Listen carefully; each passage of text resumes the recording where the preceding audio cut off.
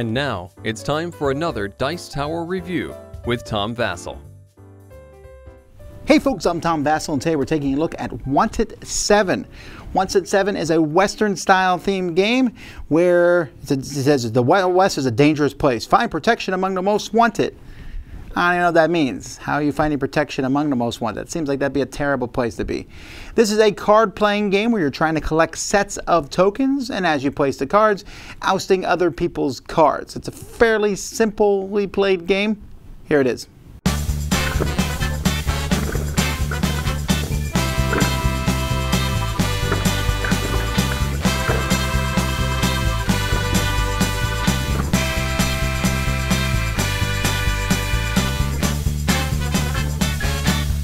The goal in this game is to collect these different characters, these gunfighter tokens out here. And you're going to want to collect characters of the same color. You get a whole bunch of the same color, you can get 7 points. And you want to collect them of different colors to get various points also. Each player is going to have a token, and they're going to be put here to keep track of your score over the course of the game. And you're going to get a deck of cards. This is your deck of cards. 1 through 5. There's 1, 5, 2, 4s, 2, 3s, 2, 2s, and 2 1s.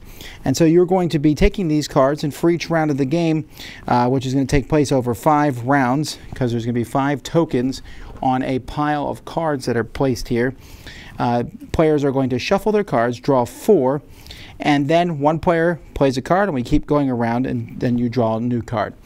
When you play a card, you can play it on any of these spots. However, if you want to play a card on top of somebody else, you have to play a card that is higher than their card to go on that same spot. There are different cards that will do various things. For example, if I've placed a card here, then this player can, when they place a 2 there, they shoot that card. And you're trying to have your cards in the top. There's also cards that show whiskey or beer. If you have a whiskey or beer card, this is a whiskey card, for example, that card can go on top of any card on that side of the table.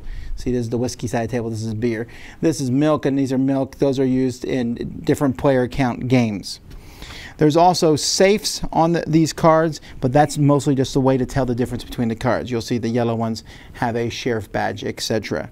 So mostly that there are guns that can be played, and then there's beer and alcohol. And then this, a 3, if you play them, they have these poker cards, which means you can pick it up and move it to another empty spot. Play will continue until there is a card in every slot around the board, and at that point, whoever has the top one in each pile is going to take the top token of that one, and you'll start the next round. Also, players are going to look here, 2, 1, 2, 1, bonus points for controlling those spots. Players are also going to see who has the highest value around the board, and that person's going to get protection points, 5 for whoever has the highest value, then 3, then 2, then 1, and that's listed right here also. You're going to do this at the end of the game. You'll add up points for the different tokens that you've collected, just like it shows here, and whoever has the most points in total is the winner of the game. The tokens in the game are fairly thin and small, and I'm not a really big fan of them. They're just too small and easy to drop and lose, I think. The cards themselves are okay quality. I like that there's a different symbol on each one to tell the difference between the colors. That's good. And this symbology is pretty simple. You know, the gun shoots this way. The whiskey and beer will cover up on their side. So it's okay. And this here looks fine. And this board, it's okay, the whole thing. The rules are not very well written. They're very small. You know, considering how few rules there are, it's surprising how many things they missed. I'm not sure I played everything exactly right because of that, but they're not bad either. The problem with Wanted 7 is it's really forgettable. It's just a game that, what are we going to talk about? You know, I don't mind simple games, but this one doesn't feel like there's anything of any great depth to it. I'm going to try to collect a lot of the same color or a lot of different colors. I'm going to place a card on the right pile, either if I have that card in my hand.